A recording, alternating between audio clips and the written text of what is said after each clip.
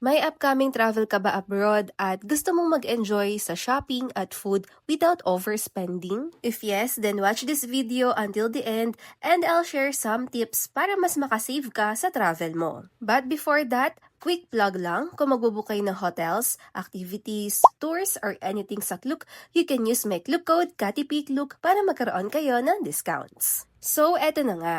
Recently, we went to Seoul, South Korea and may na-discover kami. Not sponsored ha, but sobrang useful nito if mahilig kang mag-shop, kumain sa restaurants, or magbayad in-store abroad.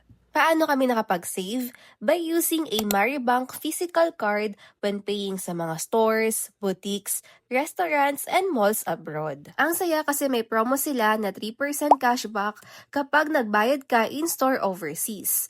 No minimum spend, just use your Maribank physical card and automatic na yung cashback. Valid nga pala yung promo nila from October 1, 2025 to January 31, 2026.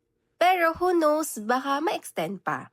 Now, paano mo malalaman kung magkano yung na-cashback mo? Super dali lang. Number 1, download or open the Maribank app. Then, go to transaction history.